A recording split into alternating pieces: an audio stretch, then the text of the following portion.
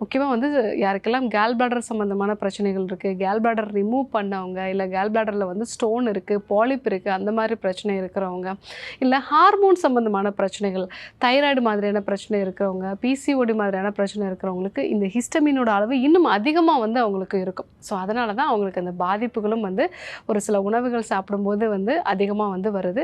So இதற்கான தீர்வுகள் என்ன வந்து பார்த்தோம் அப்படின்னா, முதல்ல டீடாக்ஸ் பண்ணணும். நான் ஆல்ரெடியே சொன்ன மாதிரி இது வயிறு சம்மந்தமான ஒரு பிரச்சனை அப்படிங்கிறதுனால முதல்ல நம்ம வயிறுக்கான டீடாக்ஸ் வந்து எடுத்துக்கிட்டோம் அப்படின்னாலே இந்த பிரச்சனைகள் வந்து சரியாகும்.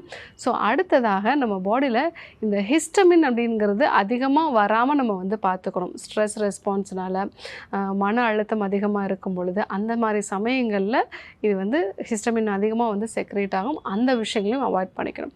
மூன்றாவதாக அடிக்கடி வெளி உணவுகளை வந்து சாப்பிட்றத அவாய்ட் பண்ணிக்கணும். ஏன்னா அதில் இருக்கக்கூடிய ஒரு சில வகையான கெமிக்கல்ஸ், ஸோ இந்த கெமிக்கல்ஸ் வந்து நம்ம உடலால் அதை டீகோட் பண்ண முடியல அப்படின்னா ஹிஸ்டமினோட செக்ரேஷன் வந்து அதிகமாகும்.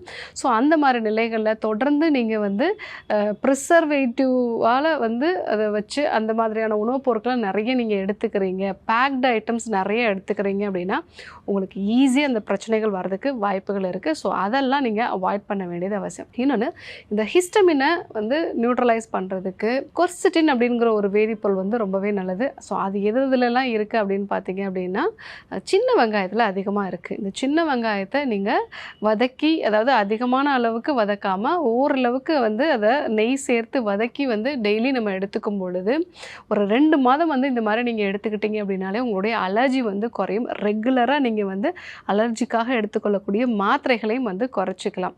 ஸோ இந்த ஒரு விஷயமும் நம்ம வந்து நிறைய பேர் ஃபாலோ பண்ணியிருக்காங்க. அதே மாதிரி கடுக்காய், நெல்லிக்காய், தாண்டிக்காய் இது 3ம் சேர்ந்த திரிஃபலா சூர்ணத்துலேயும் இந்த கொர்சிட்டின் அப்படிங்கிறது வந்து இருக்குது. ஸோ அதையும் வந்து நம்ம பயன்படுத்தலாம்.